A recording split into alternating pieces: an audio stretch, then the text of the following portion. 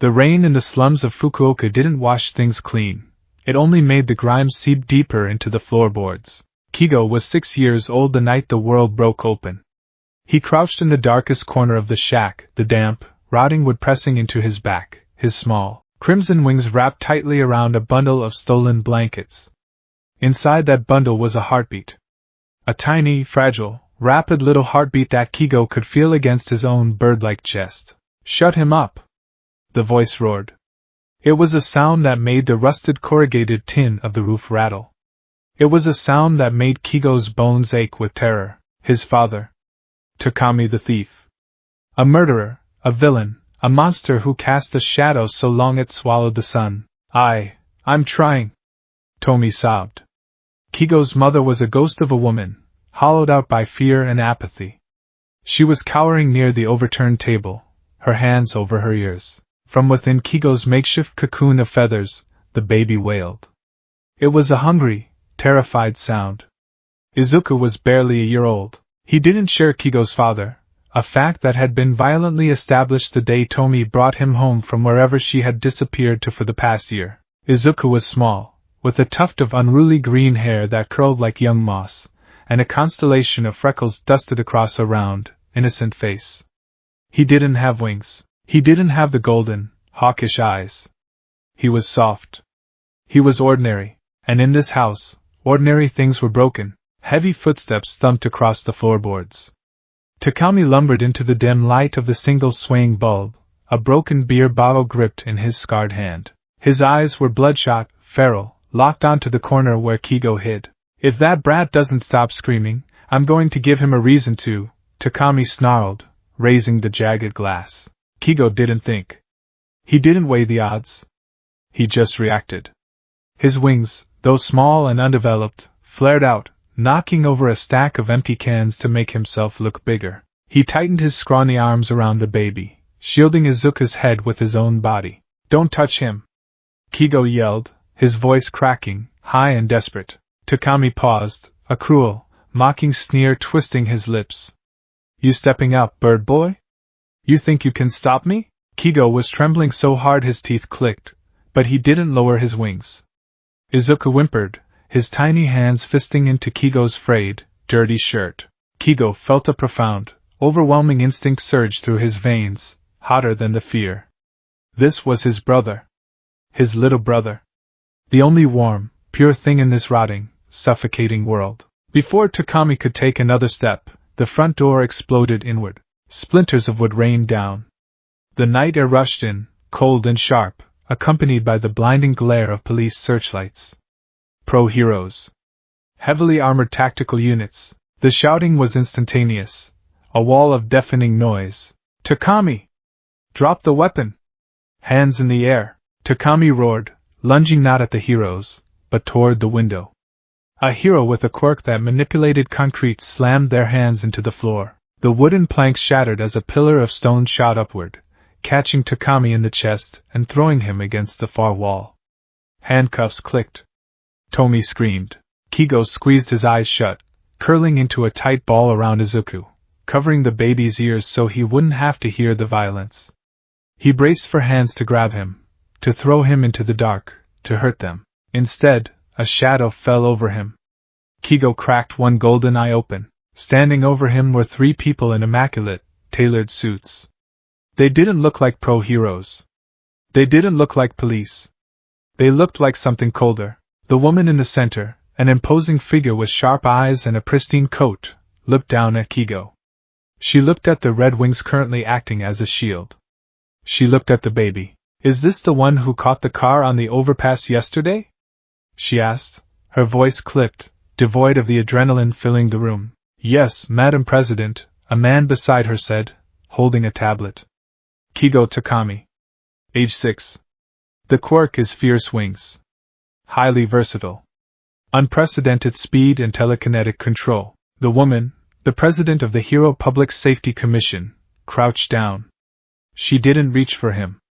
She just studied him, like one might study a rare, expensive weapon behind glass. "Kigo," she said.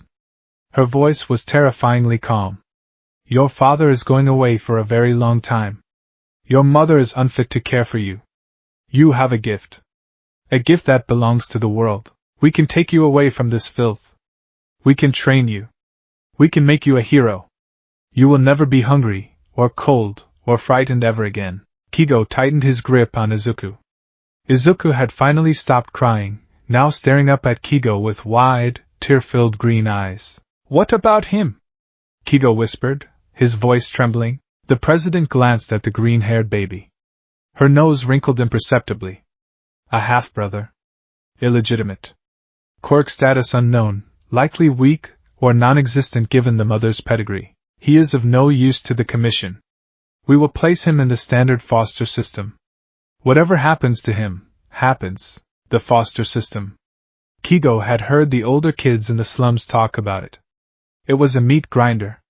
A place where weak kids disappeared, where they were hurt, where they were forgotten. Izuku wouldn't survive it. He was too soft. He cried when the wind blew too hard. Kigo looked at the woman. His 6-year-old mind, sharp and observant, recognized a negotiation when he saw one. He was valuable. Izuku was not. No, Kigo said. The men in suits bristled, but the president simply raised an eyebrow. No, if I go with you, Kigo said, his voice dropping, taking on a chilling, unnatural steadiness for a child, if I do whatever you want, you have to save him, too. Not the foster system. You find him a real home. A good mom. Someone nice. And you wipe his name. You make sure nobody ever knows he's related to a villain. You make him safe. The president stared at the boy. She saw the iron will in his golden eyes. She smiled, a thin, bloodless thing. A heavy demand for a child, she said. If we do this, Kigo, you will belong to us. Completely. You will have no contact with this boy. He will not know you. You will be a ghost to him. He will live in the light, and you will live in the shadows to protect that light. Do we have a deal? Kigo looked down at the baby in his arms. Izuku reached up with a chubby, warm hand and batted at one of the red feathers near his face, a tiny, watery giggle escaping his lips. Kigo's heart shattered, but he nodded. Deal. A suited man reached down to take the baby. Kigo pulled back for one brief second. He pressed his forehead against Izuku's, closing his eyes, committing the smell of him, like baby powder and rain, to memory. I promise, Aizu, Kigo whispered into the baby's curls, so softly only the two of them could hear. I promise I'll always watch over you. No matter what. I promise. Then he let go. They took Izuku away.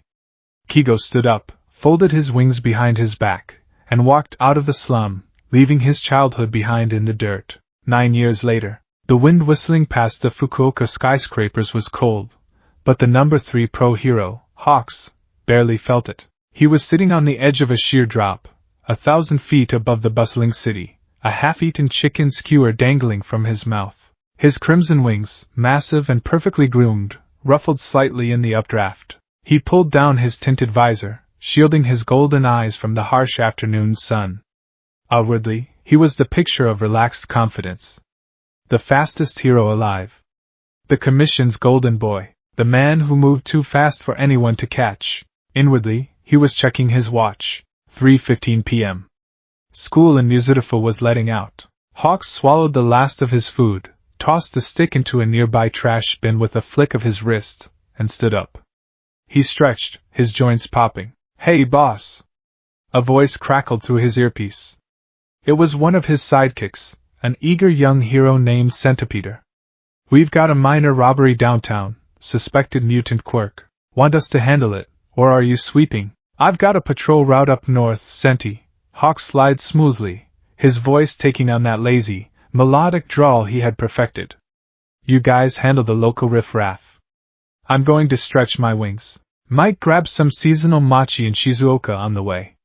Keep the agency from burning down while I'm gone, yeah? You got it, Hawks. Hawks clicked the comms off. The smile vanished from his face, replaced by a terrifying, hyper-focused intensity. He crouched, his muscles coiling like springs, and then he launched himself off the building. The sonic boom rattled the windows of the financial district. Flying from Kyushu to the Shizuoka prefecture, where the city of Muzidafu lay, took a commercial airliner over an hour. It took the bullet train even longer. It took Hawks 20 minutes. He flew so high he was nothing more than a red speck against the stratosphere, invisible to the naked eye and moving faster than most commercial radar systems could track. The cold at this altitude was biting, but it kept his mind sharp. It kept him grounded in his singular, obsessive reality. Incometeria. That was the name the Commission had given him 9 years ago, sliding a manila folder across a sterile steel table.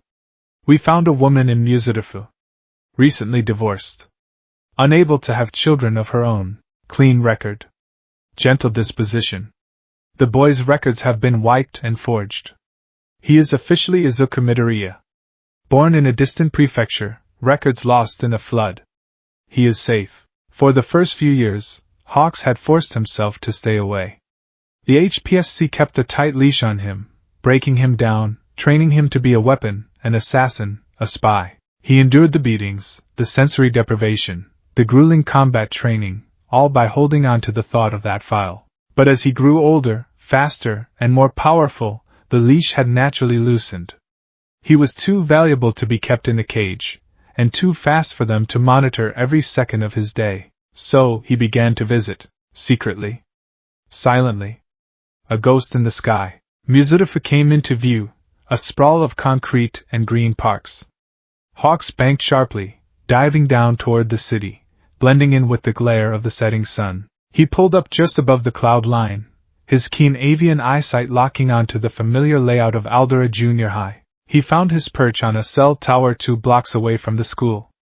He crouched on the narrow metal grating, blending in with the red-painted steel, completely silent. He manipulated a few small feathers, detaching them and sending them floating down toward the school gates, acting as remote sensors. He closed his eyes, tuning into the vibrations of the feathers, mapping out the street below. Then, he saw him, Izuku. He was 14 years old now. The baby fat had melted away, leaving a scrawny, awkward teenager. His green hair was still a wild, unruly mess. He wore the black uniform of Aldera Junior High, his yellow backpack slung over one shoulder. He was walking alone, his head down, furiously scribbling in a scorched notebook. Hawks felt a sharp pang in his chest, a mixture of profound, overwhelming love and a simmering, helpless anger. Izuku was quirkless. Hawks had found out when Izuku was 4. He had watched from a rooftop as Inko Midoriya carried a sobbing, devastated child out of a doctor's office. Hawks had spent the next 3 days in a foul, dangerous mood, nearly putting 2 low-level villains in the ICU during a raid. In a world ruled by superpowers, being quirkless was a death sentence to a child's spirit. Hawks knew this. He also knew that it was, ironically, the one thing keeping Izuku completely off the HPSC's radar. Because Izuku had no power, the Commission had completely forgotten he existed. He was a non-entity. Safe from the golden cage Hawks lived in. But safe from the Commission didn't mean safe from the world. Hawks watched through his enhanced vision as Izuku walked under a bridge. He saw the slump of his shoulders, the nervous way he kept checking his surroundings. Hawks zoomed in on the notebook in Izuku's hands. Hero Analysis for the Future, number 13. It was burnt, waterlogged, and smelled faintly of explosives. Explosives. Hawks' grip on the metal grating of the cell tower dented the steel. Katsuki Bakugo. The loud, aggressive kid with the explosion quirk. Hawks had been keeping tabs on him for years. He knew the kid bullied Izuku. He knew the teachers looked the other way because Bakugo had a heroic quirk. There had been so many times, that Hawks had almost broken his vow. He had stood on rooftops, a single, razor-sharp feather poised to shoot through the air and pinned Bakugo to a wall by his uniform. He wanted to drop down from the sky, wrap his wings around his shivering little brother, and tell the world to back the hell off. But he couldn't. If Hawks made contact, if he showed even a sliver of interest in Izuku Midoriya, the HPSC would look into the boy. They would find the forged records. They would realize who he was, and they would use Izuku as leverage to control Hawks forever, or worse, deem him a liability, and eliminate him. I am a ghost, Hawks reminded himself, forcing his hands to relax, forcing his feathers to lie flat. I am his shadow. I cannot touch the light. Suddenly, the vibrations from one of his lower-altitude feathers spiked. Hawks' eyes snapped open. Down below, under the overpass, A manhole cover rattled, then blasted into the air. A mass of vile, putrid sludge erupted from the sewers.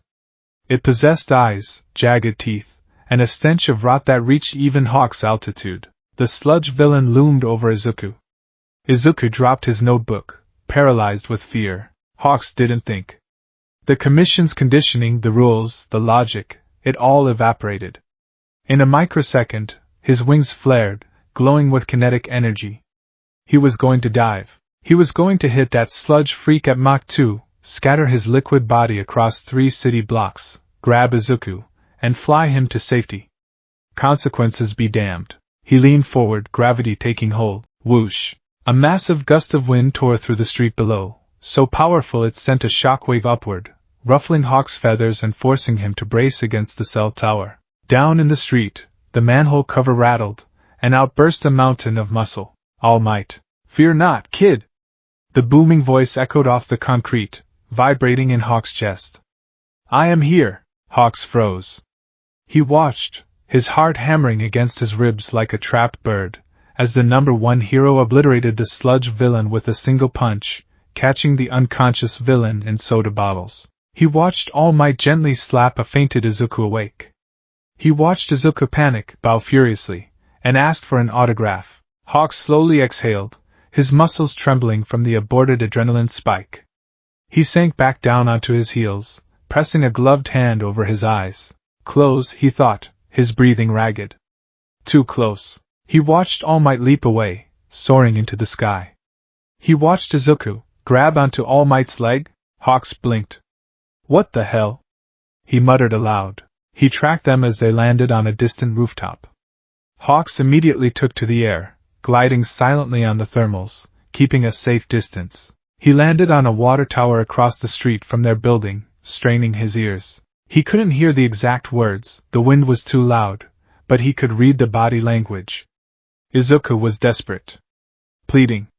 He was asking All Might a question. Hawks didn't need to read lips to know what the kid was asking. Can I be a hero without a quirk? Hawks held his breath, watching his idol, the symbol of peace. Tell him yes, Hawks begged silently. Tell him he's brave. Tell him he's good enough. But then, All Might deflated. Hawks watched in shock as the massive hero turned into a skeletal, coughing man. He couldn't hear the explanation, but he saw the way All Might turned away. He saw the way All Might spoke to Izuku. He saw the way Izuku's shoulders dropped, the way the light completely died in the boy's posture. All Might left via the stairwell. Izuku was left alone on the rooftop, staring out at the city like a hollow shell. Hawks felt a cold, murderous fury coil in his gut. All Might. The symbol of peace.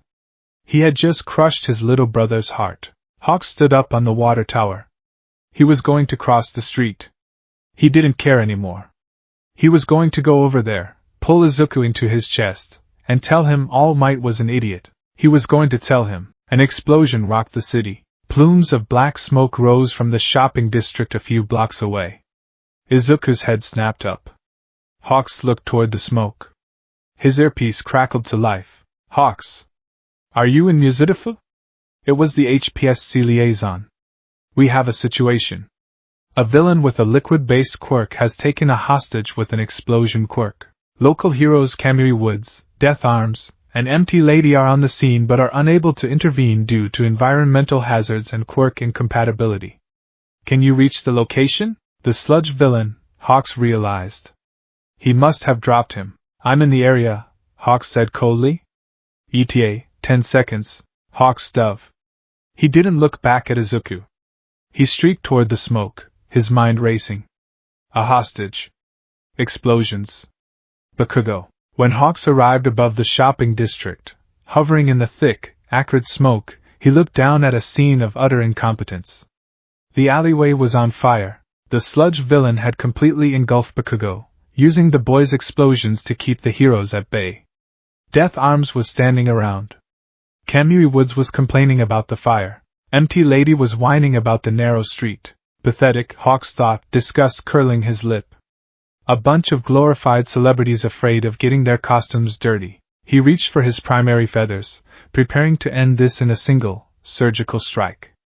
He could send 100 feathers in, slipped them between the sludge and Bakugo, and ripped the boy out. It would be messy, but it would be over. But before he could move, a figure broke through the police barricade. A boy in a black school uniform, with wild green hair, sprinting directly into the fire. Hawk's heart stopped. "Izuku!" he gasped, the word ripped from his throat. He watched in absolute, paralyzing horror as his quirkless, fragile, 14-year-old little brother ran straight at the monstrous villain. He saw Izuku throw his yellow backpack, the edge of a pencil case catching the villain in the eye. He saw Izuku desperately clawing at the sludge, trying to dig his bully out, screaming something Hawks couldn't hear over the roaring flames. Hawks didn't think about the commission. He didn't think about his cover. He folded his wings and initiated a terminal velocity dive. "I'm coming, Aizu. I'm coming." But once again, the universe beat him to it. All Might, in his muscled form, materialized from the crowd. He grabbed both boys, blocking an explosion, and unleashed a Detroit smash that changed the literal weather, summoning rain that doused the fires. Hawks pulled out of his dive violently, pulling up so hard his wings screamed in protest, spinning out of control before catching an updraft. He hid behind the smoke of a nearby burning building, his chest heaving, his entire body shaking uncontrollably. He peeked over the edge of the roof, looking down at the street below. The villain was captured. The heroes were crowding around. They were praising Bakugo for his toughness, and they were scolding Izuku. Death Arms was yelling at him for being reckless. Kamui Woods was lecturing him. Izuku sat on the ground, head bowed, taking it. Hawk's vision went red. The urge to descend upon that alleyway like a biblical plague was almost impossible to resist. He wanted to strip Death Arms of his license. He wanted to rip Kamui Woods into kindling. He was the only one who moved. Hawk screamed in his mind. "None of you cowards did a damn thing, and you're yelling at the only real hero down there." He gripped the concrete edge of the roof, his claws digging in until his gloves tore and his fingers bled. "I can't go down there," he chanted to himself, an agonizing mantra. "If I go down there, the HPSC will see him. They'll see how much I care. They'll take him. They'll ruin him like they ruined me." He stayed hidden until the police cleared the scene. He followed Izuku from the sky as the boy walked home in the twilight. He saw All Might intercept Izuku again. He watched as All Might said something that made Izuku fall to his knees and sob, clutching his chest. Hawks couldn't read lips in the dark, but the posture was unmistakable. It wasn't despair this time. It was overwhelming, world-shattering relief. "What did he say to you, Aizu?" Hawks wondered, a deep, uneasy feeling settling in his stomach. Hawks stayed on a telephone pole outside the Midoriya apartment complex until midnight. He watched the lights go out in Inko's apartment. He listened to the faint, rhythmic breathing of his little brother through the thin walls. Only when he was sure Izuku was safe, asleep in his bed, did Hawks turn and fly back to Kyushu. He didn't sleep that night. 10 months later. The 10 months leading up to the UA High School entrance exam were the most confusing of Hawks' life. He kept up his patrols, he played the charismatic, laid-back number 3 hero for the cameras, and he attended the mind-numbing HPSC meetings. But every free second he had, every off day, every extended patrol, he was in Muzurifu. He watched Izuku clean Dagoba Municipal Beach. At first, Hawks thought it was a punishment. But then he saw All Might there, sitting on a fridge, barking orders. Hawks' unease morphed into a hypervigilant paranoia. Why was the number 1 hero secretly training a quirkless middle schooler? Why was he making him haul garbage? Hawks considered hacking All Might's comms, but the man's security was handled by Sir Nightie's old protocols and the police force. It was too risky. So Hawks just watched. He watched his little brother, who used to cry at loud noises, haul washing machines on his back. He watched Izuku bleed, sweat, and cry. He watched the boy forge himself into a weapon, his scrawny frame packing on dense, functional muscle.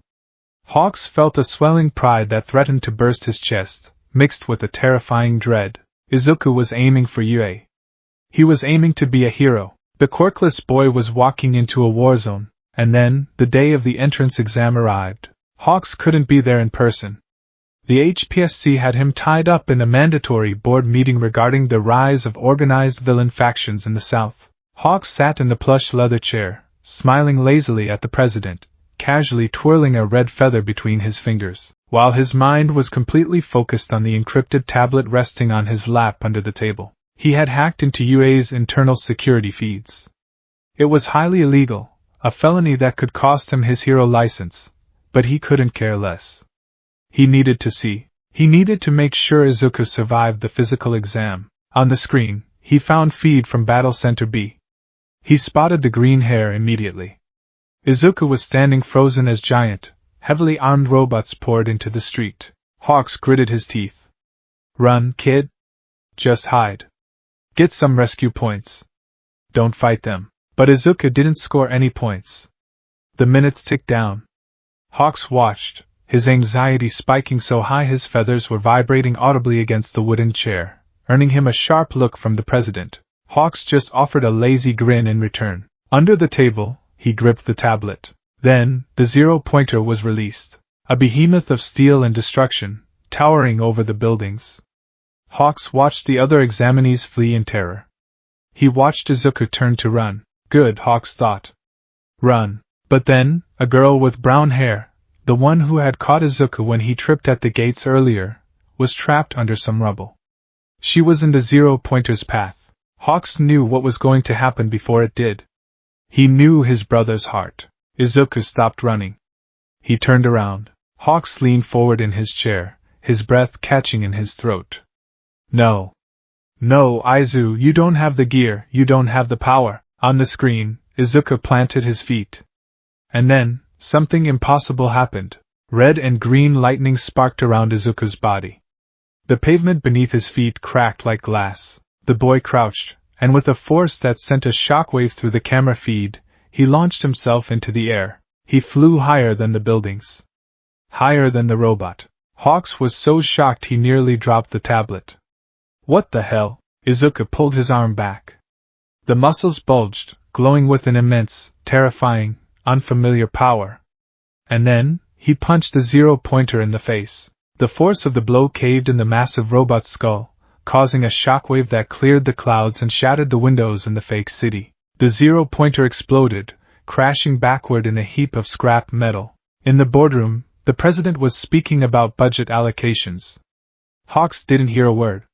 The roaring in his ears was deafening. A quirk? Hawks thought, his mind spinning, trying to process the impossibility of it. Izuku has a quirk? That's not possible. The doctor said, I checked the files. I checked his toe joints. He was quirkless. Where did he get? His thoughts derailed violently as the camera zoomed in on Izuku falling back toward the earth. Hawks' enhanced eyes caught the horrific details instantly. Izuku's right arm was not just broken, it was shattered, hanging limply, the skin bruised a sickening purple and red. His legs were flopping uselessly, the bones completely pulverized by the force of his own jump. He was falling. He couldn't move. He was going to die. Hawks stood up. The sound of his chair scraping violently against the floor silenced the boardroom. Every HPSC executive, including the president, turned to stare at the number 3 hero. Hawks stood there, his wings flared wide, a look of unadulterated, primal panic on his face. He was inches away from smashing through the reinforced glass window and flying to Muzurifu. On the screen beneath the table, the brown-haired girl slapped Izuku, using her gravity quirk to float him safely to the ground before he became a smear on the pavement. Recovery girl arrived moments later. Izuku was alive. Mangled, broken, unconscious, but alive. Hawk stood frozen in the boardroom, his heart hammering a frantic rhythm. He slowly realized where he was. He realized 30 pairs of eyes were on him. Hawks? The president asked, her voice dangerously sharp. Is there a problem? Hawks swallowed the bile in his throat. He forced his wings to lower, smoothing them down against his back. He forced his muscles to uncoil. He summoned every ounce of training, every year of deception, to plaster his trademark, carefree smirk back onto his face. Sorry, Madam President, Hawks said smoothly, sliding his hands into his pockets. Just got a wicked cramp in my wing joint. Sat too long. You know how it is, bird bones and all. The president stared at him for a long, calculating moment. Finally, she nodded. Sit down, Hawks. We are not finished. Hawks sat. He turned off the tablet. He stared blankly at the wall for the rest of the 3-hour meeting. When he was finally dismissed, he walked out of the building, ignoring his sidekicks, ignoring the press. He took to the sky and flew out over the ocean, going faster and faster until the friction of the air began to singe his jacket. He pushed himself until he hit a deserted island off the coast of Kyushu. He landed hard, the impact cratering the sand. Hawks fell to his knees on the beach, clutching his head, his breathing ragged and shallow. Izuku had a quirk. A quirk that broke his bones. A quirk that looked suspiciously, terrifyingly similar to the raw, brute strength of the man who had been training him on that beach. All might, Hawks thought, piecing the puzzle together. His brilliant, tactical mind whirred into overdrive. Quirks don't just appear at 14. They don't do that kind of damage to the user's body unless the body isn't adapted to it. Unless it's foreign. He didn't know how it was possible to transfer a quirk, but he knew what he had seen. All Might had given Izuku his power. Anger, hot and blinding, flared in Hawk's chest. All Might had taken a fragile, quirkless boy with a bleeding heart, and handed him a live grenade. He had given Izuku a power that tore his own body apart. And he had sent him into an exam to fight giant robots. You bastard, Hawks hissed to the empty beach, his golden eyes blazing. You irresponsible, arrogant bastard. Hawks stood up, pacing the sand, his wings agitated, feathers rustling sharply. His entire life, he had stayed away. He had sacrificed his freedom, his childhood, his very name, to ensure Izuku lived a safe, normal life in the light. He had let the Commission turn him into a weapon so that Izuku would never have to touch a battlefield. And now, Izuku had thrown himself directly into the crosshairs of the hero world, armed with a power that was actively killing him. The deal was off. Hawks couldn't stay in the shadows anymore.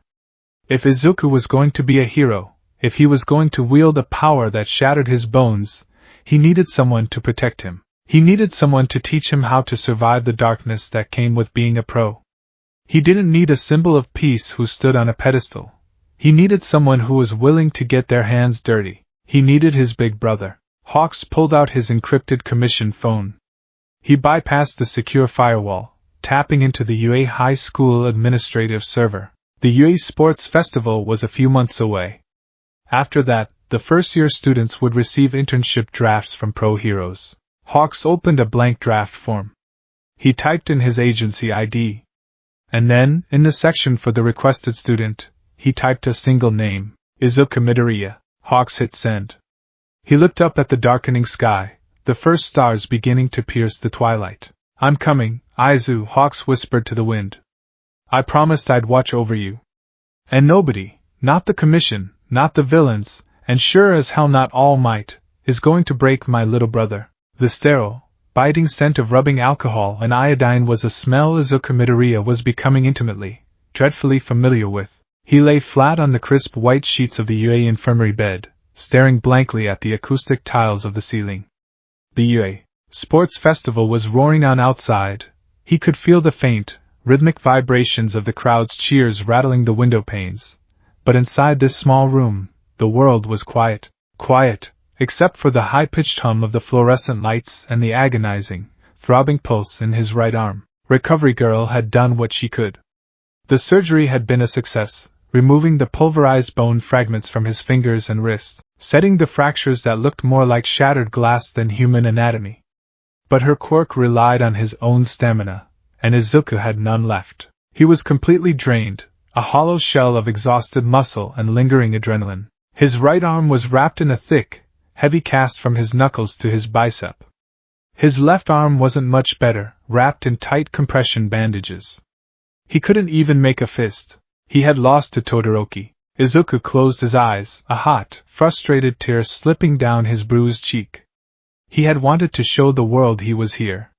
He had wanted to make All Might proud, to prove that he was worthy of one for all. But all he had done was break himself, again. He had forced Todoroki to use his fire, yes, but at what cost? He was useless right now. A liability. You're an idiot, you know that? Izuku flinched, opening his eyes to see Recovery Girl standing at the foot of his bed, her arms crossed, her face lined with severe disapproval. I know, Izuku whispered, his throat raw from screaming during the match. I'm sorry. Don't apologize to me, boy. Apologize to your own body, the elderly heroine scolded, walking around to check his foredrip. I told you, didn't I? I told you and Tashinori both. You cannot keep doing this. Your body is not a vessel that can just be shattered and glued back together infinitely.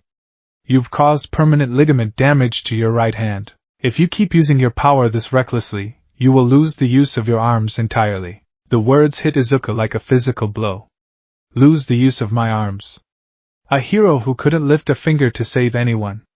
The sheer terror of that concept settled like lead in his stomach. But I didn't have a choice, Izuku argued weakly.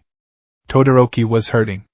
I had to reach him. Recovery Girl sighed, a heavy, tired sound. She reached into her pocket and pulled out a small remote, flicking on the television mounted in the corner of the room. Being a hero isn't just about destroying yourself for someone else's sake, Midoriya.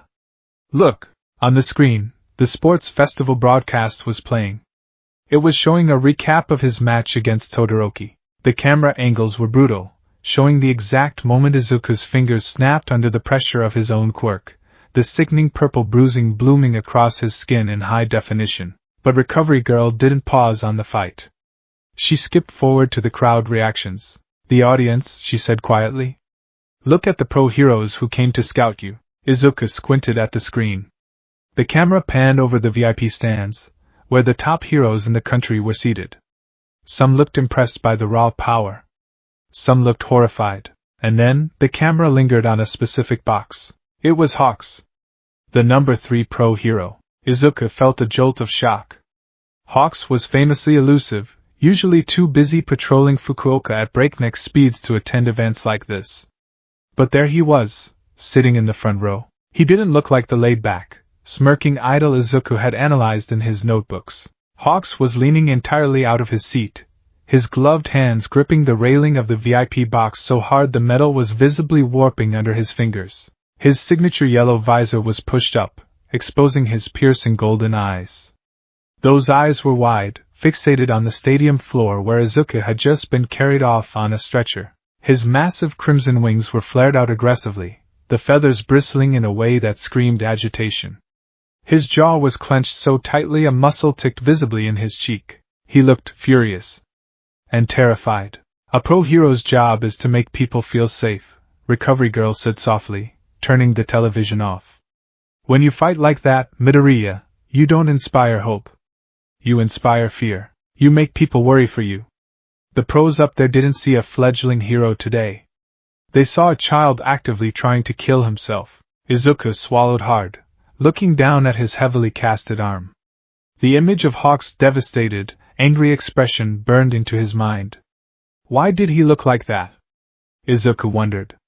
He doesn't even know me. 2 days later, the rain was pouring outside the windows of Class 1A. The excitement of the sports festival had faded into a tense, nervous energy.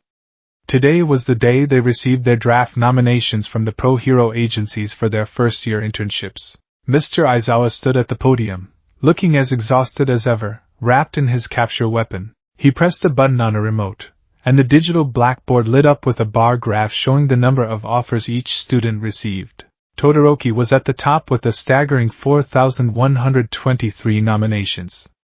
Bakugo followed closely with 3,556. Izuku sat perfectly still at his desk, his right arm resting in a sling against his chest. He watched as the graph cascaded down. Tokoemi, Ida, Kaminari, Yaoyorozu. He scanned the bottom of the list, expecting to see a 0 next to his name. Recovery Girl had been right. He had terrified everyone. No sane hero would want an intern who would shatter his own limbs on the first patrol. He had already resigned himself to picking from the default list of local, lower-tier agencies. But his name wasn't at the bottom. Midoriya, Aizawa said, his tired eyes fixing on Izuku. You received one offer. The class turned to look at him. Bakugo scoffed from the front row. Just one? Probably some D-list garbage dump. Aizawa ignored Bakugo and tapped the board. Izuku's name appeared, and next to it, a single agency logo lit up. It wasn't a local agency. It wasn't a minor hero. It was a pair of stylized crimson wings. The classroom erupted. No way! Mineta shrieked, pointing at the board. The Hawks Agency? The number 3 hero? Midoriya got an offer from Hawks? Kaminari gasped, grabbing his hair. Dude, that's insane. He's the fastest hero alive. He never takes UA interns. Why would Hawks want him? Bakugo snarled, slamming his hands on his desk, small explosions popping from his palms. He broke all his damn bones. I won the whole thing and Hawks didn't send me an offer. Izuku couldn't breathe. His heart was hammering against his ribs like a trapped bird. Hawks. Hawks. The man who had been staring at him with such intense, terrifying emotion in the VIP box. The man whose speed and tactical genius were unparalleled. Why? Why him? Aizawa activated his quirk, his hair floating upward as his eyes flashed red, silencing the classroom instantly. Quiet down. It's unusual, yes, but not unprecedented for top heroes to scout specific talents. Midoriya, if you don't want to accept it, you can choose from the general list. And no! Izuku squeaked, immediately blushing. I mean, yes. I'll take it. I want to go to the Hawks Agency. After class, Izuku was summoned to the faculty lounge. All Might was waiting for him, looking deeply troubled in his deflated form. Young Midoriya, All Might coughed, wiping a bit of blood from his mouth. I see you received your draft. Yes, All Might, Izuku said, unable to hide his nervous excitement. Hawks. I can't believe it. I've studied his flight patterns and aerodynamic combat style for years. If I can learn even a fraction of his situational awareness, I had originally intended to recommend you to my old homeroom teacher, Gran Torino, All Might interrupted gently. He's the one who taught me how to use One for All. I believed he would be the best person to teach you how to control your output without hurting yourself. Izuku blinked, surprised.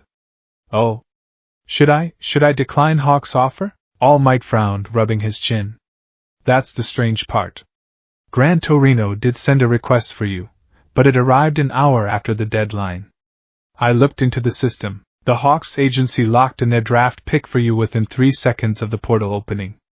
It's almost as if he was waiting with his finger on the button. Izuku felt a strange chill crawl up his spine. Hawks is a brilliant hero, All Might continued, pacing slightly.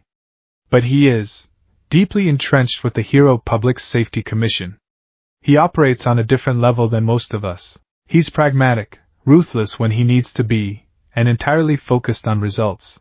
It worries me, young Midoriya, that a man who values absolute efficiency is showing such a sudden, aggressive interest in a student whose quirk is currently entirely inefficient. You think he wants to use me? Izuku asked, his voice small. I don't know, All Might admitted honestly. But it's a tremendous opportunity. You will go to Kyushu. But I want you to be careful. Keep your head down, learn what you can, but do not let him push you into anything dangerous. Your primary goal this week is to heal. Right, Izuku nodded, though his mind was racing. Why me? What does the number 3 hero want with a broken kid? The bullet train from Muzurafu to Fukuoka took just over 5 hours. Izuku spent the entire ride with his notebook open on his lap, trying to write with his left hand, scribbling messy, barely legible notes about the Hawks Agency.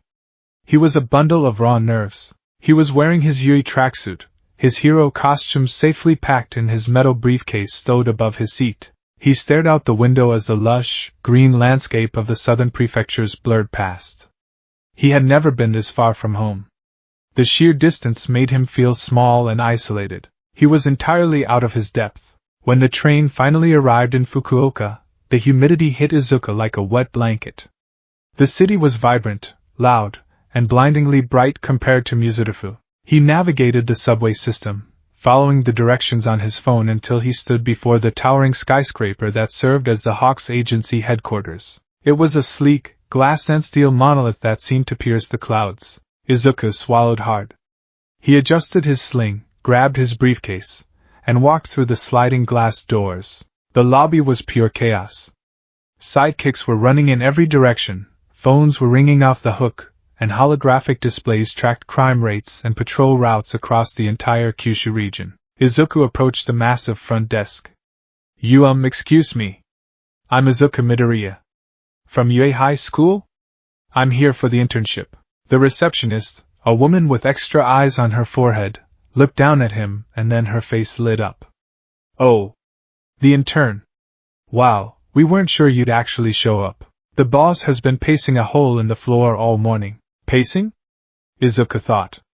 Hawks, the most laid-back man on television, was pacing? Right this way, Midoriya-kun. I'll take you up to his office. They rode a private elevator that shot upwards so fast it made Izuku's ears pop. They reached the top floor, the penthouse suite. The elevator doors chimed and slid open, revealing an office that was more like a massive, open-air loft. One entire wall was open to the sky, leading out onto a massive balcony overlooking the city. And sitting on a plush leather sofa in the middle of the room, eating a bucket of fried chicken, was Hawks. Izuku froze. His breath caught in his throat. Up close, the pro-hero was incredibly intimidating. Even lounging on a couch, there was a coiled, predatory energy about him. His massive red wings spilled over the back of the sofa, the feathers twitching slightly. Hawks looked up. He swallowed his bite of chicken, wiped his hands on a napkin, and stood up. Hey kid, Hawks said. His voice was smooth, a lazy drawl that Izuku had heard 100 times in interviews. But as Hawks walked closer, Izuku noticed the micro-expressions. Hawks' golden eyes weren't lazy. They were sharp, scanning Izuku from head to toe in a fraction of a second. They lingered entirely too long on the heavy cast encasing Izuku's right arm, and Izuku swore he saw a flash of pure, unadulterated anger crossed the hero's face before it was smoothed over by a practiced smile. It's an honor to meet you, sir. Izuku bowed so fast he nearly dropped his briefcase. I'm Izuku Midoriya. Thank you so much for choosing me. I promise I'll work hard, and I won't get in your way, and I want to learn everything I can about your aerodynamic maneuvers and— Whoa, breathe, kid, Hawks chuckled, holding up a hand. He stepped into Izuku's personal space, much closer than Izuku expected. Before Izuku could react, one of Hawk's crimson feathers detached from his wing. It floated through the air and gently, almost tenderly, wrapped itself around Izuku's uninjured left wrist. Izuku flinched. Pulses running at about 120, Hawks noted, his eyes narrowing slightly. You're stressed. And you look like you haven't slept in a week. Those dark circles are atrocious. I've been studying, Izuku stammered, feeling completely exposed. The feather on his wrist was surprisingly warm. It felt almost comforting, which only confused him more. Hawks sighed. The lazy smile dropped just a fraction, revealing a weariness that made him look older than 22. Come here. Sit down. You look like a strong breeze would knock you over. Hawks guided Izuku to the sofa. He didn't just point. He placed a hand on Izuku's back, his fingers resting gently between Izuku's shoulder blades. The touch was so familiar, so protective, that Izuku almost leaned into it before remembering this was a stranger. So, Hawks said, dropping back onto the sofa and crossing one leg over the other. Izuku Midoriya. You made quite a splash at the sports festival. Izuku blushed furiously, staring at his shoes. I'm sorry. I know I made a mess of things. I couldn't control my quirk properly, and I ended up breaking my bones. I know it wasn't heroic. No, Hawks said, his voice suddenly losing all its humor. It dropped into a flat, deadly serious tone. It wasn't heroic. It was stupid. Izuku shrank back into the cushions. The harshness of the words stung, but he knew they were true. Hawks leaned forward, resting his elbows on his knees, his piercing golden eyes locking onto Izuku's green ones. I watched you shatter your own fingers, one by one, just to send a gust of wind at Endeavor's kid.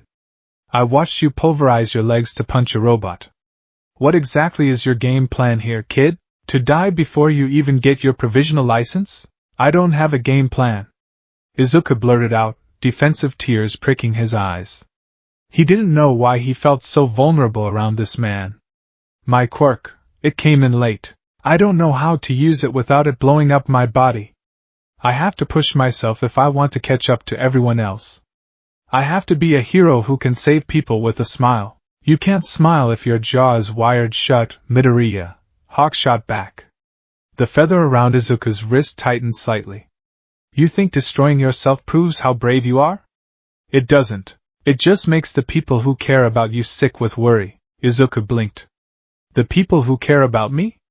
My mom is worried, yes. But I have to. I'm not just talking about your mom, Hawks snapped, standing up abruptly. He ran a gloved hand through his messy blonde hair, pacing toward the open balcony. I'm talking about society. The public. They don't want a martyr. They want a hero who comes back alive. Izuku watched Hawks pace. The man's wings were agitated, feathers shifting and rustling like dry leaves. Izuku's analytical mind went to work. Hawks was reacting disproportionately. Pro-heroes lectured interns all the time, but this felt personal. It felt raw. Hawks-sensei? Izuku asked cautiously. Why did you draft me? If you think I'm just reckless and stupid, why am I here? Hawks stopped pacing. He stood with his back to Izuku, staring out at the sprawling city of Fukuoka. The wind caught his jacket, billowing it out around him. When he finally turned back, the anger was gone, replaced by a meticulously constructed mask of absolute calm. Because I'm the fastest, Hawks said, flashing a million-watt smile that didn't reach his eyes. And I like a challenge. You've got raw power, kid. Disgusting amounts of it. But you drive like a drunk toddler behind the wheel of a tank. I drafted you because I'm going to teach you how to put the brakes on. Izuku felt a surge of hope. You're going to train me to use my quirk without braking? No, Hawks said simply. Izuku froze. What? I'm not going to train you at all, Hawks said, walking over to a nearby desk. Not yet. Hawks picked up a small, sleek device. It was a signal jammer. He clicked it on, tossing it onto the table. Then, he held out his hand. Give me your phone, Midoriya. Izuku stared at him in bewilderment. My phone? Why? Because you're addicted to those hero forums, and you're texting your classmates, and you're stressing yourself out about falling behind, Hawks said casually, wiggling his fingers. Hand it over. Izuku slowly reached into his pocket and handed his phone to Hawks. Hawks immediately powered it down and slipped it into his own pocket. Wait, Izuku said, panic rising. What about my patrols? What about combat training? I brought my costume. Your costume stays in the box, Hawks commanded, his tone leaving absolutely no room for argument. For the next 3 days, you are doing nothing. You are on strict, mandatory bed rest. Bed rest? Izuku stood up, his voice cracking. But the internship is only a week long. I can't waste half of it in bed. I need to learn. I need to get stronger. Hawks crossed the room in a blur of motion, standing directly in front of Izuku. He reached out and gently, but firmly, pushed Izuku back down onto the sofa by his uninjured shoulder. You need to heal, Hawks said softly, his golden eyes burning into Izuku's. Look at yourself. You're trembling. Your arm is held together by pins and tape. If I send you out onto the streets right now, you'll be a liability to my sidekicks, the public and yourself. You don't train on a broken foundation, kid, Izuku wanted to argue. He wanted to scream that he didn't have time, that all for one's shadow was looming, that he had a legacy to uphold. But as he looked into Hawk's eyes, he saw an immovable wall. This wasn't All Might, who could be persuaded by Izuku's desperate tears. This was a man who would chain Izuku to a radiator if he thought it would keep him safe. Okay, Izuku whispered, slumping into the sofa. Okay, Hawks exhaled, a long, quiet sigh of relief. The feather wrapped around Izuku's wrist finally loosened and floated back to attach to Hawk's wing. Good, Hawks said, his tone lightening up considerably. Now that we've got the ground rules established, you must be starving. The train ride from Mizutofu takes forever. Hawks walked over to his desk and hit a button on an intercom. Hey, Senti? Yeah, order lunch for the intern. Get the katsudon from that place down on 4th Street. The extra-large bowl, heavy on the egg and onions, light on the soy sauce. Izuku's head snapped up. He stared at Hawks, his jaw practically dropping to the floor. Hawks turned back around, raising an eyebrow. What? You don't like katsudon? I love katsudon, Izuku stammered, his mind short-circuiting. It's my favorite food. But how did you know that? And how did you know exactly how I like it? Hawks froze. For a split second, the number 3 hero looked like a deer caught in headlights. His wings stiffened, and his eyes darted to the side. I'm a thorough researcher, Hawks recovered smoothly, leaning against his desk and offering a cocky grin. I look into all my draft picks. Have to make sure I know what I'm dealing with. I probably read it in a UA cafeteria file or something. I'm fast, remember? I read fast too. Izuku frowned, his brow furrowing. A cafeteria file? Do those even exist? And even if they did, why would they specify how much soy sauce I like? Right, Izuku said slowly, not believing a word of it, but too intimidated to press the issue. Great. Food will be here in 10. Hawks clapped his hands together. Then you're going to sleep. My sidekick set up a guest room for you down the hall. The guest room wasn't just a room. It was nicer than Izuku's entire apartment back home. It had a massive king-sized bed with ridiculously soft down comforters, a flat-screen TV, a private bathroom, and blackout curtains.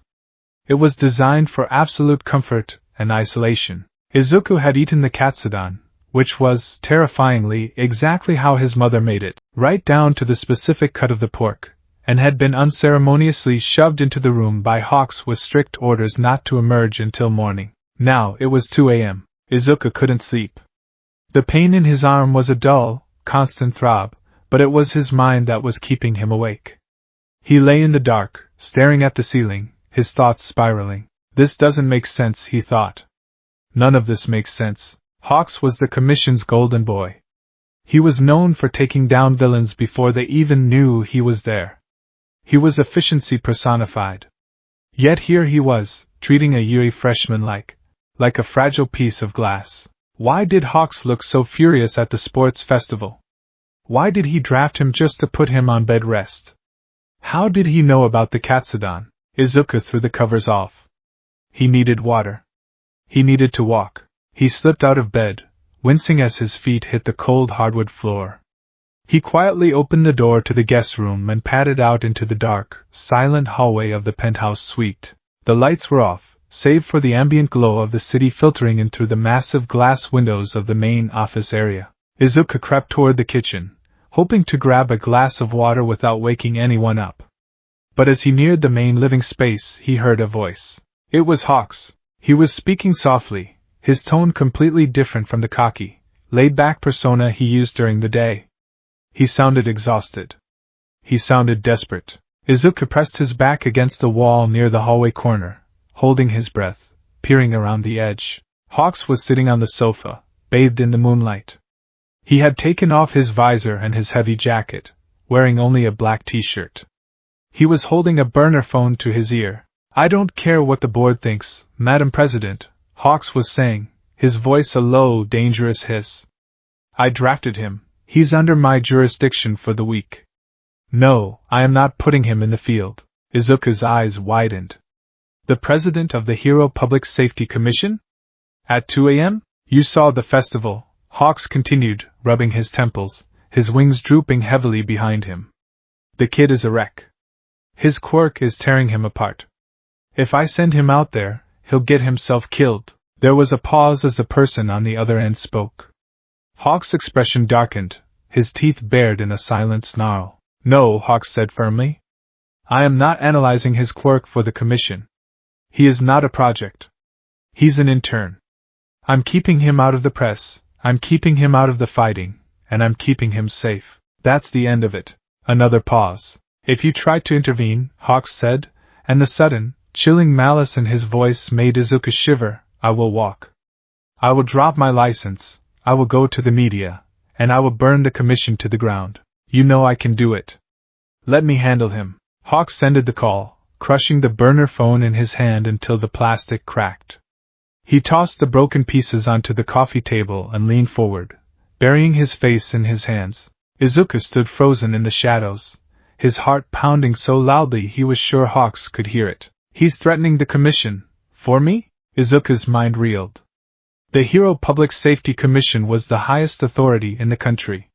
They controlled hero rankings, licenses, everything. And Hawks, their #1 soldier, was threatening to destroy them if they touched Izuku. Why? Izuku's analytical brain screamed. Why would he risk everything for me? Izuku accidentally shifted his weight, his knee popping audibly in the quiet room. Hawk's head snapped up.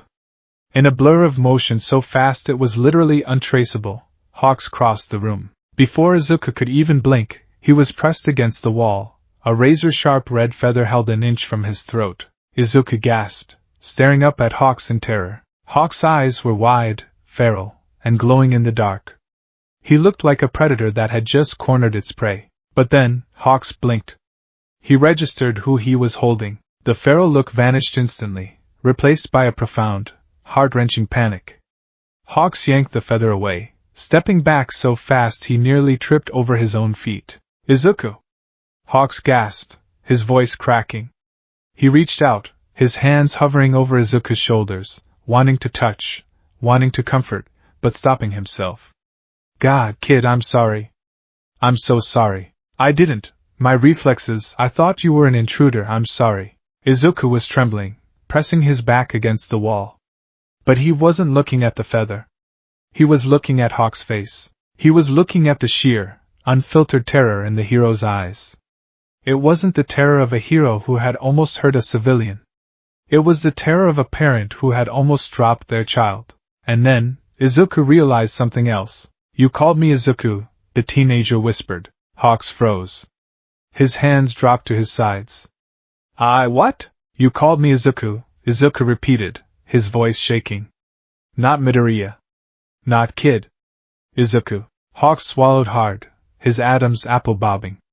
He took another step back, retreating into the shadows. I was startled. It was a slip of the tongue. You knew about my favorite food, Izuku pressed, finding a sudden bizarre courage. He stepped away from the wall, moving toward Hawks. You knew how my mom makes it. You knew about my muttering habit earlier today. You put a feather on my wrist to check my pulse without even looking at me.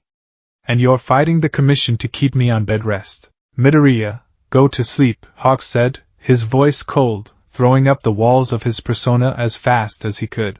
No, Izuku said, stopping a few feet away from the pro-hero. He looked up at the towering man, searching his face. Who are you? Really?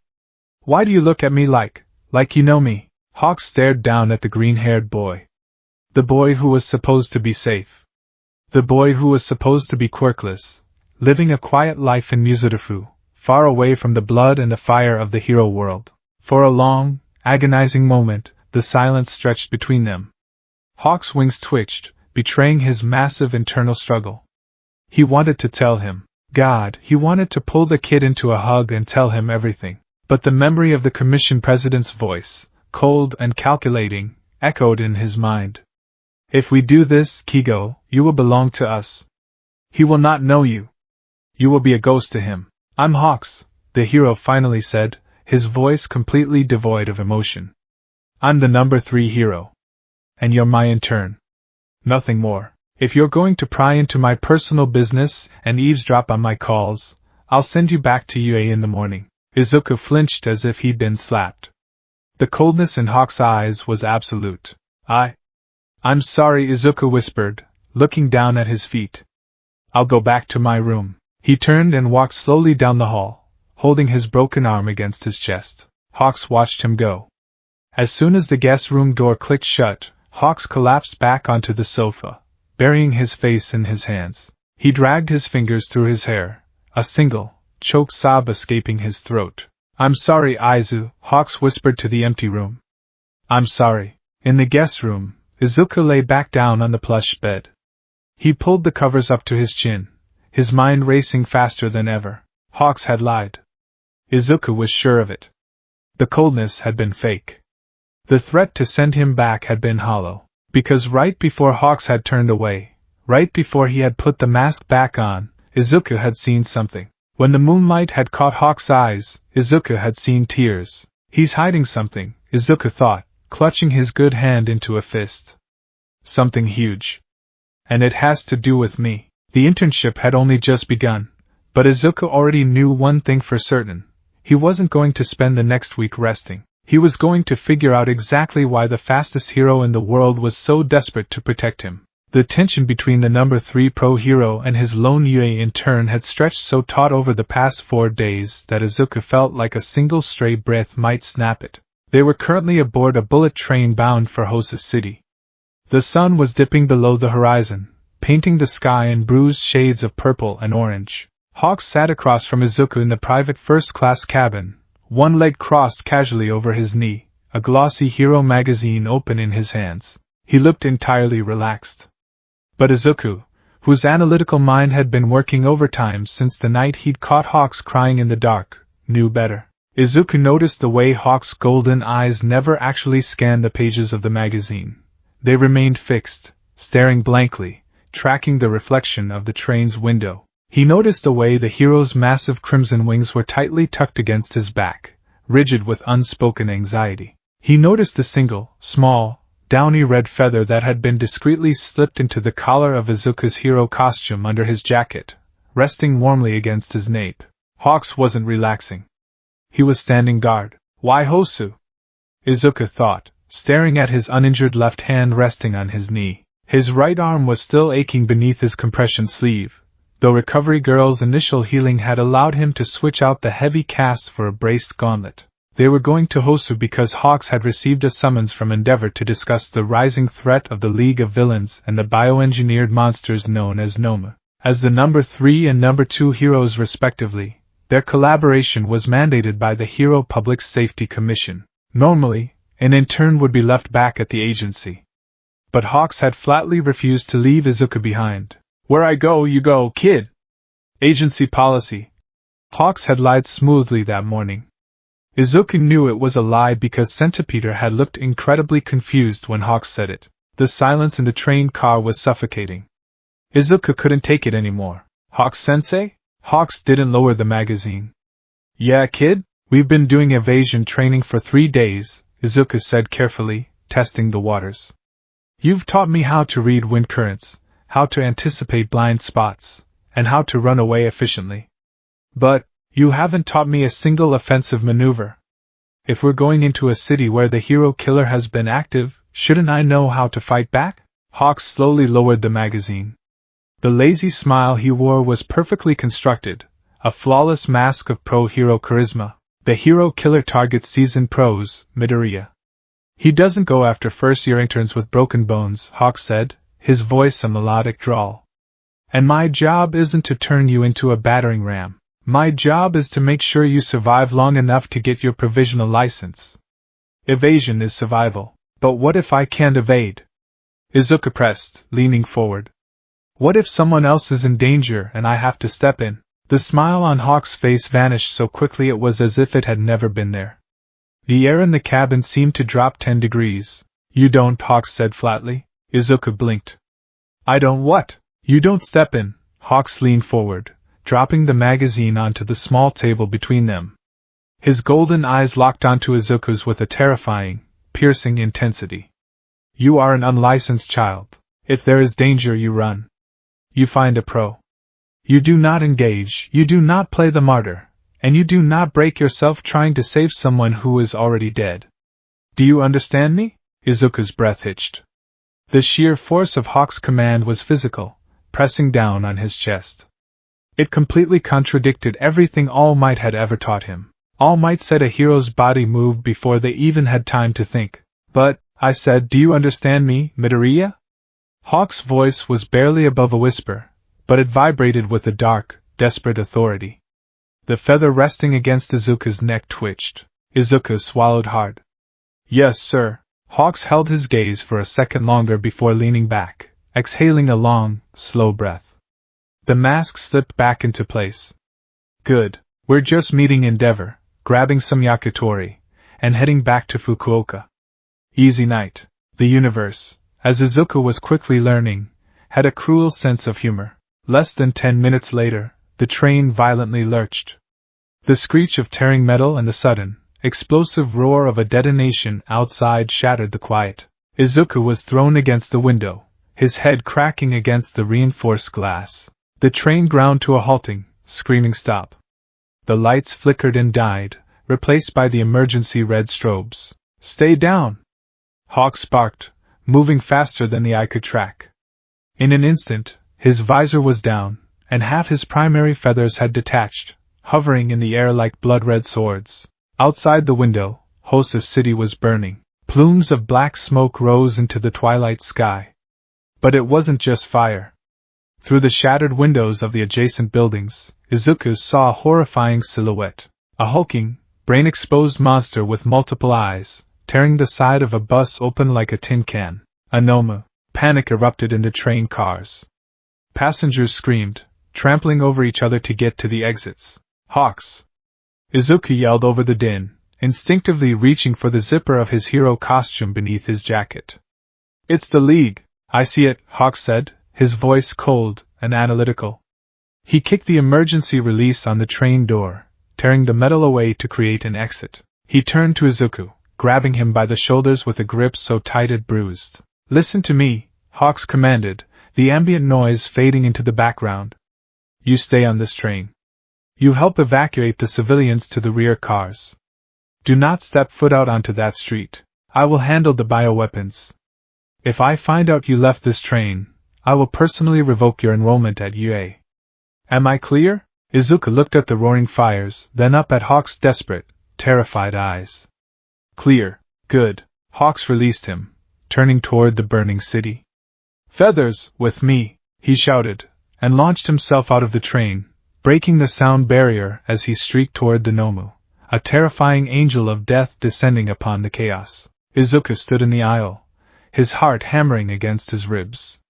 He immediately began ushering crying passengers toward the back, ignoring the throbbing pain in his head. Keep them safe. Evacuate. But as he guided a sobbing mother and her child to the rear car, his phone buzzed in his pocket. Izuku pulled it out. It was a ping from the group chat he shared with UA classmates. But there was no text. Just a GPS location. From Tenya Ida. Izuku froze. The blood drained from his face. Ida's brother, Ingenium, had been paralyzed by the hero killer in this exact city. Ida had specifically requested the manual agency in Hosu. Izuku had seen the dark, vengeful look in his class president's eyes before they left school. He didn't just send a location. It's a distress beacon. Izuku looked out the window. The GPS pin was deep in the labyrinth of Hosu's back alleys, several blocks away from the main chaos of the Nomu attack. The hero killer didn't operate in the open. He hunted in the shadows. You do not step foot out onto that street, Hawk's voice echoed in his mind. Izuku looked at his phone. He looked at his scarred, battered hand. If he went, Hawks would never forgive him. He might actually ruin his career. But if he didn't go, his friend would die. The choice took less than a second. Izuku ripped his jacket off, revealing his green hero costume. Green lightning sparked to life around his body as he activated One for All, full cowling at 5%. The power hummed through his veins, no longer shattering his bones, but coursing through him like a rushing river. He bolted out of the train's emergency exit, diving into the shadows of the alleyways, moving in the exact opposite direction of Hawks. Hawks was a tempest of blades and kinetic energy. He didn't fight like other heroes. He didn't rely on brute force or flashy finishing moves. He was an assassin trained by the Commission. Every movement was calculated to deliver maximum damage with minimal effort. He soared above the burning street, his golden eyes locking onto the multi-eyed Nomu currently engaging Endeavor. The beast was regenerating as fast as the number 2 hero could burn it. Endeavor! Hawks yelled, diving through the smoke. Pin its limbs. I'll take the brain. Stay out of my way, Hawks. Endeavor roared, unleashing a massive torrent of blue flame. Hawks ignored him. He sent 30 feathers whistling through the air, curving around Endeavor's flames and slicing through the Nomu's kneecaps and elbows. The beast shrieked, collapsing into the melting asphalt. Before it could regenerate, Hawks was there. He gripped 2 of his longest primary feathers like twin katanas, spinning midair and cleanly decapitating the exposed brain in one swift, brutal motion. The creature went limp. Hawks landed gracefully on a streetlight, his wings snapping back into place. He immediately tapped his earpiece. Police dispatch, this is Hawks. Threat neutralized on 4th Avenue. Where are the others? 2 more spotted near the station, the dispatcher replied frantically. Endeavor is redirecting now. Copy that. Hawks glanced back toward the train tracks. He closed his eyes, extending his sensory network through the stray feathers he had left behind to monitor the evacuation. And then, his heart stopped. The tracker feather, the specific, small feather he had tucked into Izuku's collar, was gone. It had detached from Izuku, and was lying uselessly on the floor of the train car. Izuku, Hawks breathed, the name slipping out in a horrified gasp. He expanded his search, sending hundreds of downy feathers exploding outward in a massive radius, sweeping the city block by block, sensing vibrations, heat signatures, and movement. "Where are you, kid? Where did you go?" He picked up the sound of a boy running. The rhythmic, superhuman thud of one for all bouncing off the walls of an alleyway nearly a mile away. Hawks didn't wait.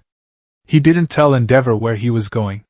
He abandoned the Nomu attack entirely. The number 3 hero broke the sound barrier inside the city limits, shattering the glass of every building he passed as he tore through the sky, a streak of desperate, panicked red heading straight for the darkness. The smell of blood in the alleyway was thick, coppery, and suffocating. Izuku crashed down onto the damp cobblestones, gasping for air. His body was paralyzed. He couldn't move his legs, couldn't twitch his fingers. All he could do was watch, standing a few feet away, illuminated by the flickering light of a distant street lamp, was Stain. The hero killer was a nightmare brought to life. He was covered in tattered red cloth, his eyes entirely white, devoid of pupils, and a long, grotesque tongue slithered out from behind a mask lacking a nose. He held a jagged, blood-stained katana in his right hand. Behind Izuku, bleeding out against a dumpster, was the pro-hero native. And pinned beneath Stain's boot, weeping in impotent rage, was Tenya Ida. "You're a fake," Stain rasped, looking down at Ida, the tip of his katana resting against the boy's neck. "A child wearing a costume. You didn't come here to save this hero. You came for vengeance. That makes you nothing but a villain playing dress-up." "Shut up!" Ida screamed, tears streaming down his face. "You paralyzed my brother. He was a true hero. You took his dream away." "He was weak," Stain countered coldly. "And society is diseased. Only true heroes are worthy to live. Only All Might." Stain raised the blade. "No!" Izuku screamed, fighting against the paralysis with every ounce of willpower he had. But his body betrayed him.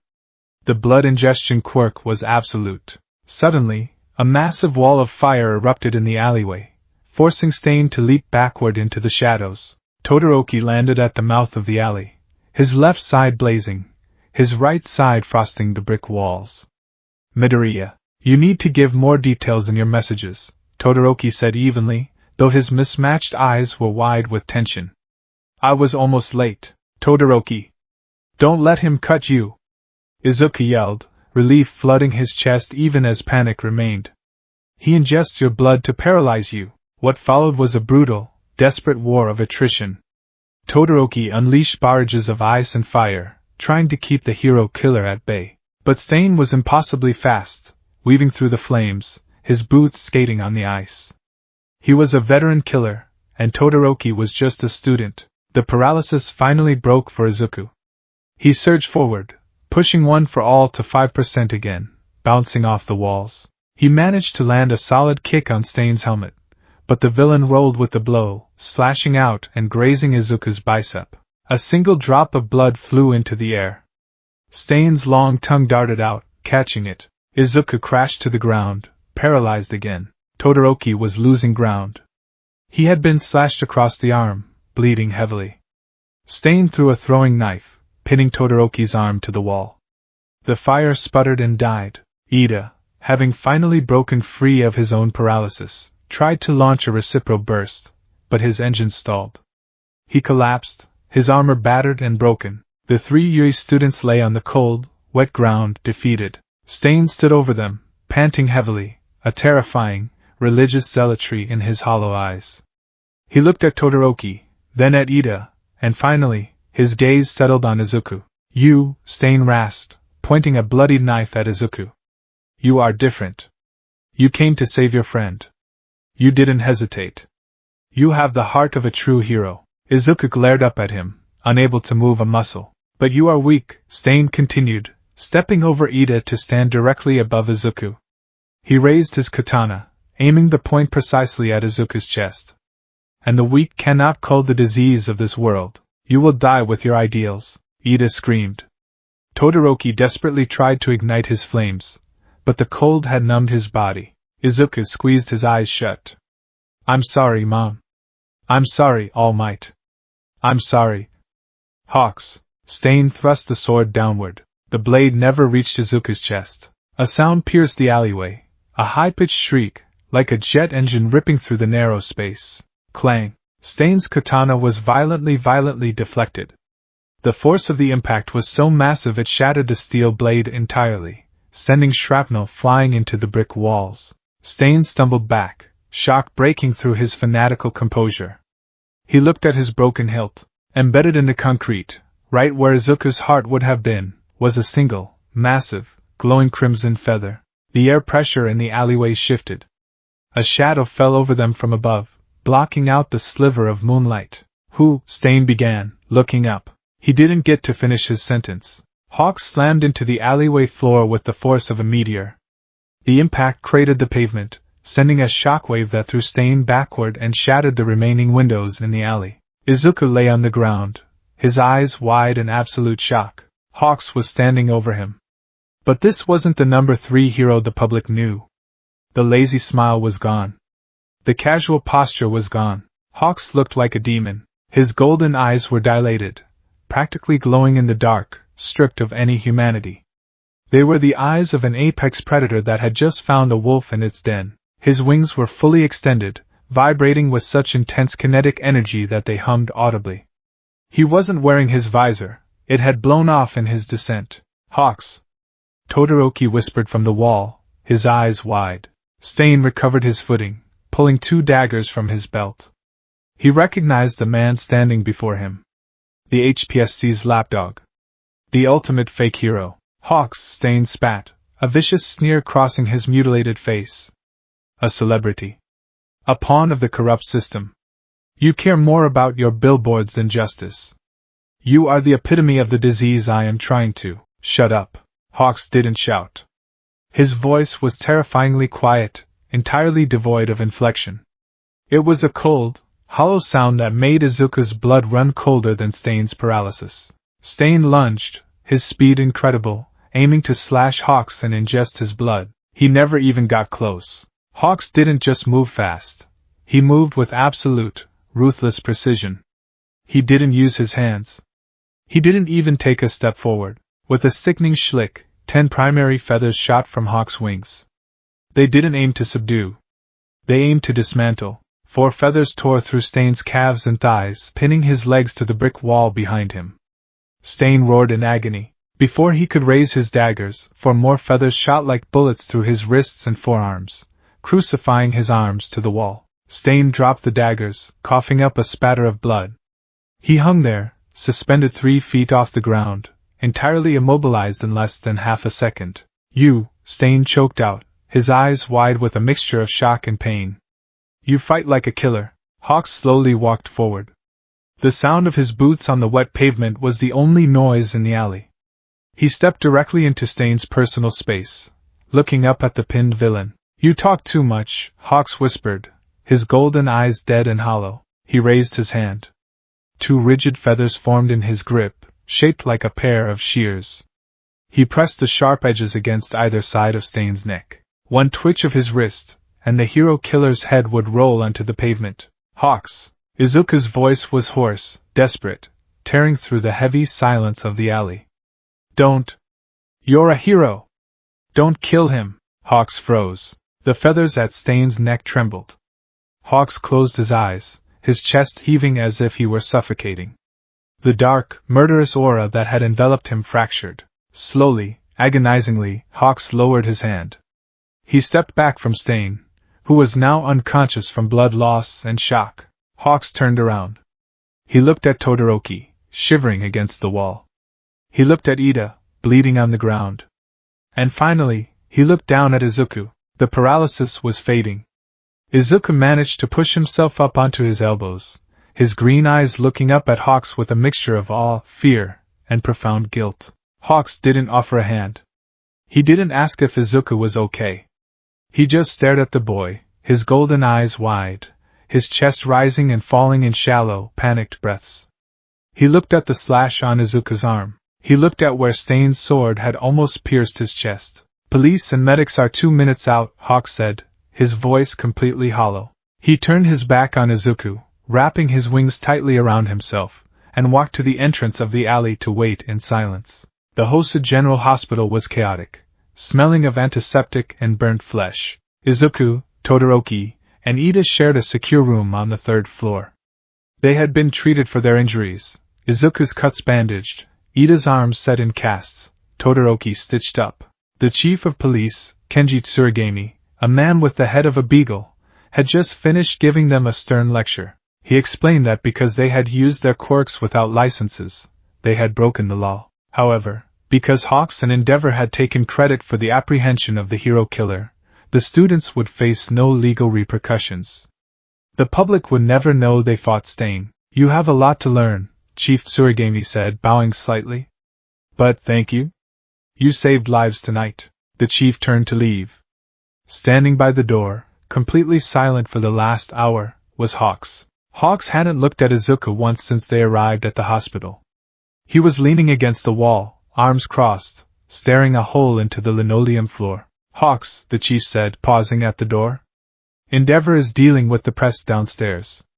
They're asking for a statement from you regarding the capture. Tell them I'm busy, Hawks said coldly. The chief nodded wisely and left the room, closing the door behind him. Todoroki and Ida exchanged nervous glances. The tension in the room was physically oppressive. Hawk's pocket vibrated. He reached in, pulling out his secure commission phone. He looked at the caller ID, his jaw tightening, and stepped out into the hallway, leaving the door cracked open. Izuku strained his ears. He could hear Hawk's side of the conversation clearly. Yes, Madam President. I am aware I abandoned my post, Hawk said, his tone dripping with forced professionalism, though an edge of venom bled through. A pause. The Noma was neutralized before I left. Endeavor had the situation handled. I received a distress signal regarding a high-value target, the hero killer, and moved to intercept. Another pause. The voice on the other end must have been yelling, because Hawks pulled the phone slightly away from his ear. Don't threaten me, Hawks snarled softly, his wings bristling. I secured the villain. I did the job. No one died. If you want to reprimand me, do it in a boardroom, not while I'm dealing with the aftermath of your catastrophic intelligence failure regarding the League. Hawks hung up, shoving the phone back into his pocket. He stood in the hallway for a long moment, taking a deep, shuddering breath, trying to compose himself. He walked back into the room. He walked past Todoroki. He walked past Ida. He stopped at the foot of Izuku's bed. Todoroki. Ida, Hawks said, not taking his eyes off Izuku. Wait outside. Sir, we should stay, Ida protested weakly from his bed. Midoriya was only there because of me. He shouldn't be punished alone. I wasn't asking, Hawks snapped, turning his head just enough to fix Ida with a glare that could melt steel. Get out. Todoroki gently placed a hand on Ida's uninjured shoulder. Let's go, Ida. The two boys slowly shuffled out of the room, closing the door firmly behind them. Izuku sat in the hospital bed, his hands gripping the white sheets. He couldn't look up. He stared at his lap, bracing himself for the explosion. He expected a lecture on the law. He expected to be fired from the internship. He expected Hawks to yell about PR and hero regulations. Look at me. Hawks' voice wasn't loud. It wasn't the roaring anger of a pro-hero. It was a jagged, broken sound. Izuku slowly raised his head. Hawks was gripping the metal railing at the foot of the bed. His knuckles were bone-white. The immaculate facade was entirely gone. His hair was messy, his eyes were bloodshot, and his chest was heaving. He looked exactly like a man who had just watched his entire world almost end. I gave you one order, Hawks breathed, his voice trembling violently. One order, Midoriya. Stay on the train. Stay out of the blood. Stay safe. I had to, Izuku whispered, tears pricking his eyes. Ida was going to die. I couldn't just sit there. All Might says, I don't give a damn what All Might says. Hawks roared. The sound was so loud, so filled with raw, unadulterated agony, that Izuku flinched violently, pressing his back against the pillows. Hawks let go of the railing, pacing frantically in the small space between the bed and the window, his wings flaring and twitching. All Might isn't the one who has to scrape your body off the pavement, Hawks yelled, spinning around, tears finally spilling over his golden lashes, cutting tracks down his soot-stained face. All Might wasn't the one who had to watch that psychopath put a sword to your chest. Do you have any idea? Do you have any concept of what you did to me tonight? Izuku was stunned. He was crying now, but he was completely bewildered. To you? Hawks, I'm sorry I disobeyed you. I know I'm a bad intern. I know I broke the law, but why? This isn't about the law. Hawks interrupted, grabbing the back of a chair and gripping it so hard the plastic cracked. This isn't about the internship. Do you think I care about the commission's rules? Do you think I care about hero licenses? I care about you. Why? Izuku yelled back, finally snapping, the stress and confusion of the last few days boiling over. He pushed himself forward in the bed, ignoring the stabbing pain in his arm. Why do you care so much? You don't know me. We met 3 days ago. You drafted me just to lock me in a room. You look at me like I'm made of glass. You act like my family. But you're not. Hawks froze. The word family hit him like a physical blow. He let go of the chair, stumbling back a step, his breath catching in his throat. Izuku was panting, tears streaming down his face, his green eyes blazing with defiance and desperation. Who are you? Why do you look at me like that? Why did you come for me? The silence in the room stretched, heavy and suffocating, broken only by the hum of the heart monitor and the sound of Izuku's ragged breathing. Hawks stared at the boy. He looked at the green curls, the freckles, the stubborn set of his jaw. He saw Tomi's softness, but he also saw a terrifying, self-sacrificial bravery that was entirely Izuku's own. The HPSC's conditioning screamed at Hawks to lie. It told him to build the wall back up. To act aloof. To tell the kid he was just an investment for the agency. But Hawks remembered the sight of Stain's blade hovering over Izuku's heart. He remembered the feeling of absolute, paralyzing terror that had eclipsed his entire existence. He couldn't do it anymore. He couldn't be a ghost. You think I don't know you? Hawks whispered, his voice breaking, stripped of every defense he had ever built. He reached up, grabbing the heavy, commission-issue tracking device pinned to the collar of his hero jacket. With a sharp yank, he ripped it off, crushing it in his fist and tossing the ruined tech into the trash can. Then, Hawks walked slowly to the side of Izuku's bed. He didn't tower over him this time. He sank down, dropping to his knees on the linoleum floor until he was eye level with Izuku. Izuku stared at him, bewildered, his anger faltering in the face of the hero's absolute vulnerability. Hawks reached out with a trembling, gloved hand. He hesitated for a second, terrified that he would break the illusion, terrified that the boy would pull away. But he couldn't stop.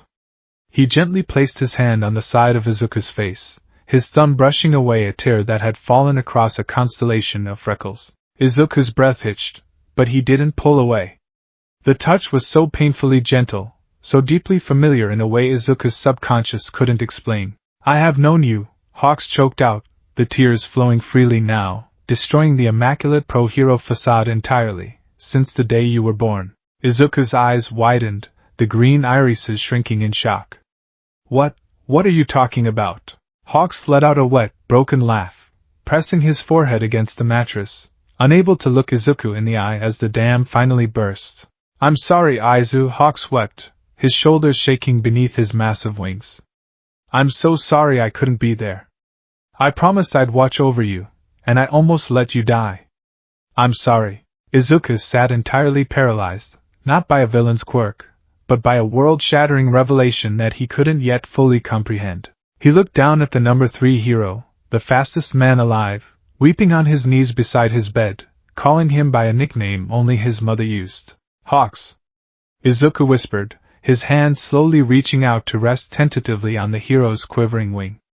Who are you? Hawks raised his head, looking at Izuku through tear-blurred golden eyes. My name, Hawks said softly, the name tasting foreign and heavy on his tongue after a decade of silence, is Kigo.